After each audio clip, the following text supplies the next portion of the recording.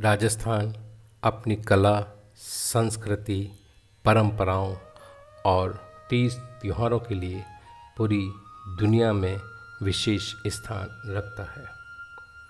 यहाँ के राजाओं ने, महाराजाओं ने कला, संस्कृति, परंपराओं को विशेष संरक्षण दिया। यही वजह है कि राजस्थान में बहुत सी चित्रकलाओं की शैलियों का विकास हुआ। उनमें जयपुर शैली, जोधपुर शैली, मेवाड़ शैली, बीकानेर शैली, कोटा शैली, बूंदी शैली के भित्ति चित्र और किशनगढ़ शैली का निर्माण हुआ। जोधपुर से निकले राज परिवार के एक सदस्य ने किशनगढ़ की स्थापना की 1609 में, और वो थे किशन सिंह जी।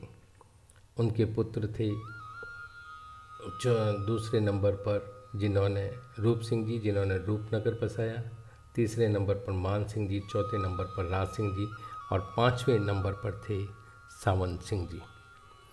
राज सिंह जी का मुग़ल दरबार से अच्छा संबंध था, इस वजह से वो मुग़ल दरबार आया जाया करते थे और उनके साथ युवराज सावंत सिंह भी जाते थे। सावंत सिंह चित्रकार होने के साथ साथ वो एक कवि भी थे। इन्होंने नागरिक दास के नाम से अनेक छंदों को लिखा और भगवान कृष्ण की भक्ति के अपने भाव को प्रदर्शित किया। इन्होंने वल्लभ संप्रदाय का अनुसरण करते हुए कृष्ण की अनेक लीलाओं के बारे में बहुत सा लिखा।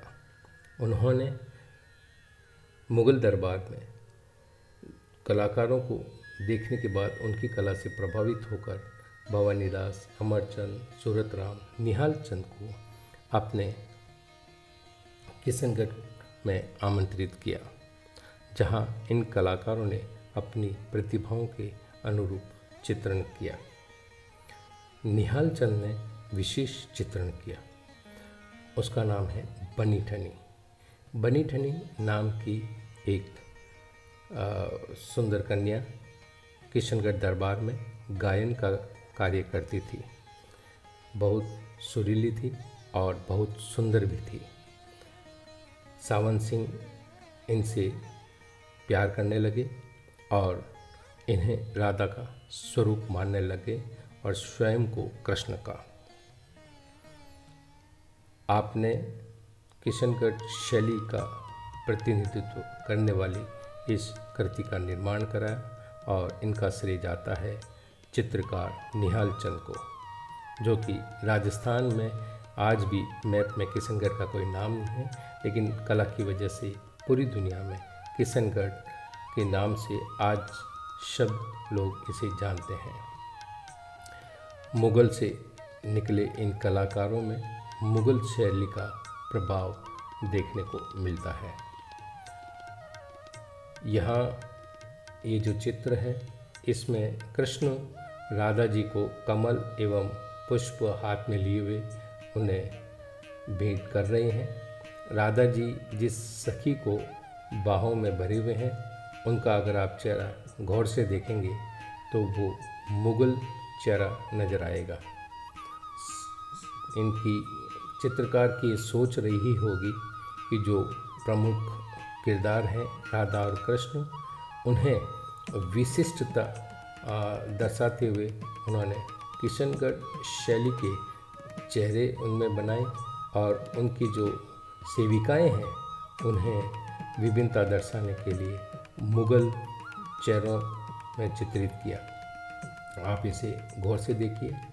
राधा जी के पास में जो उनकी सखी खड़ी है, उसमें मुग़ल प्रभाव स्पष्ट रूप से दिखाई देता है।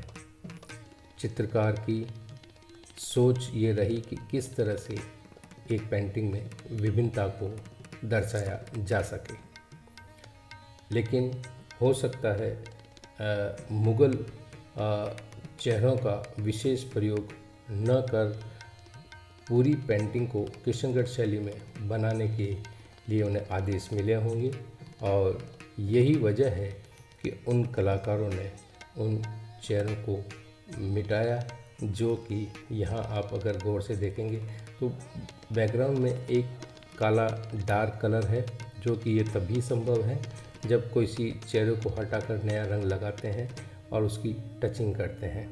तो इसमें मुग़ल के साथ में हल्का सा किशनगढ़ शैली का प्रभाव भी इसमें आपको देखने को मिलेगा। ट्रांसपेरेंसी आप देख सकते हैं, मुग़ल पोशाक का जो प्रभाव है वो भी आप इसमें देख सकते हैं। और इनके साथ साथ ये जो चित्र है ये निहाल चंद जी का नहीं हो सकता, ये शायद भवानी कलाकार भवानी का हो सकता है। और ये है जो चित्र है, इसमें किशनगढ़ शैली की पराकाष्ठा आपको नज़र आएगी। इसकी खास बात है सपाट रंग, फोर्स के साथ में लाइन, नुकीली नाक है, धनुषाकार जो हमारी इन्होंने कलाकार ने आईब्रो बनाई है, मछली का आकार लिए हुए आँखें हैं, नुकीली नाक है, कोमलता से होठों को चित्रित किया है और ठुड्डी को भी एकदम मांसल रहित बनाया है, जिससे आज हम आप लोग की भाषा में बोलें तो जीरो फिगर कह सकते हैं। और इसको सुंदर नायिका के रूप में बनाया है। कमर कितनी पतली है उसको भी इसमें दर्शाया हुआ है। किशनगढ़ 3 तरफ से पहाड़ियों से घिरा हुआ शहर है, जहाँ ग्रीनरी खूब है, जो इस चित्र में परिलक्षित होती है। यहाँ के कलाकारों ने कृष्ण से संबंधित अनेक प्रकार के विषयों पर चित्रण किया। भगवान कृष्ण ने गोवर्धन पर्वत को उठाया था और अपने वृंदावन के लोगों को इंद्र के प्रकोप से बचाया था। ये सुंदर चित्रण अगर आप देखेंगे तो हर शैली में इसका चित्रण हुआ है और उसकी अपनी विशेषताएं हैं। किस तरह से ग्रुप में गांव के लोग, बाबा, नंद बाबा, सखियाँ सब खड़े हैं। इसके साथ अगर ये जो आप चित्र देखेंगे, एकदम वाइट बिल्डिंग आपको यहाँ देखने को मिलेगी हर जगह। ज़्यादातर सफ़ेद रंग का इन्होंने प्रयोग किया है, क्योंकि आज हम किशनगढ़ को किसी रूप में जानते हैं तो वो वहाँ के मार्बल व्यवसाय के रूप में जानते हैं। तो यहाँ की जो बिल्डिंग्स हैं ज़्यादातर सफ़ेद बनाई हुई हैं और ग्रीनरी का प्रयोग विशेष तौर पर किया है। जहाँ कृष्ण राधा जी के साथ लीलाएं करते थे, सखियाँ कृष्ण का इंतज़ार करती थी। कृष्ण की अनेक प्रकार की क्रीड़ाओं को चित्रकार ने चित्रित किया है। यहाँ 3 तरफ पहाड़ियों के साथ में एक बहुत बड़ा सरोवर भी हर चित्र में देखने को मिलता है, जो कि बारिश के पानी से भर जाता है और वहाँ कमल खिलते हैं।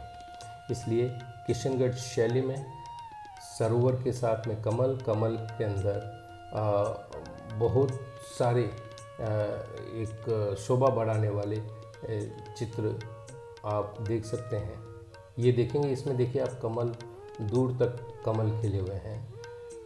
नौकायान कर रहे हैं श्री कृष्ण राधा के साथ में सखियां हैं। और एक स्थापत्य कला को दर्शाने के लिए सुंदर चित्रण किया हुआ है, जिसमें सफ़ेद रंग के साथ में गुलाबी रंग और टेराकोटा रेड का प्रयोग हुआ है। आसमान में अगर आप देखेंगे तो ये सुंदर दृश्य ढलते हुए सूर्य का है, सांझ का है, जहाँ गर्मियों के समय में नौका विहार करते थे। और जैसा कि मैंने बताया कि किशनगढ़ 3 तरफ पहाड़ियों से घिरा हुआ है और उन पहाड़ियों को भी चित्रकार ने इस तरह से चित्रित किया है। यहाँ आप नदी देख सकते हैं, तालाब देख सकते हैं और उसके साथ साथ ही भवन का निर्माण उसमें किया हुआ है। आपने बहुत से महल देखे होंगे जो पानी के बीचों बीच उन्होंने बनाए हैं, जो राजाओं के गर्मी के समय में जो समय व्यतीत होता था वो इन्हीं महलों में होता था। हम जब सावन में बारिश का जब दौर होता है मानसून में, अगर आप किशनगढ़ जाएं तो आपको ये दृश्य आज भी देखने को मिलेंगे। सुंदर ग्रीनरी आपको वहाँ देखने को मिलेगी और इसी तरह से पहाड़, और पहाड़ों में इस तरह से विभिन्न प्रकार के पेड़ आपको नज़र आएंगे। तो इन पेड़ों की बारीकी को आप देखेंगे। यहाँ पर कृष्ण राधा कमल के पत्तों पर आराम फरमा रहे हैं। इनसे प्रभावित होकर मैंने भी कोशिश की है मेरी बनी ठनी बनाने की। मैंने प्रयास किया है कि आज के दौर में अगर कोई बनी ठनी बने तो वो किस तरह से बने। मैंने निहाल चंद से प्रभावित होकर, विभिन्न शैलियों से प्रभावित होकर मैंने इसका निर्माण किया है। आप इसमें ट्रांसपेरेंसी देख सकते हैं, आप इसमें फाइन लाइन देख सकते हैं, आप इसमें ज्वेलरी, और वो भी एम्बोज किया हुआ है, और उसमें गोल्ड लीफ का मैंने प्रयोग किया है। तो इन लोगों से प्रभावित होकर मैंने भी एक छोटा सा प्रयास किया है। लेकिन किशनगढ़ आज पूरी दुनिया में अपनी एक अलग विशिष्ट पहचान रखता है। कलाकार की वजह से ही किशनगढ़ का नाम आज पूरी दुनिया में अमर है, और इसका श्रेय जाता है हमारी महान चित्रकार निहाल चंद जी को और उनके संरक्षक श्री सावंत सिंह जी को। नमस्कार।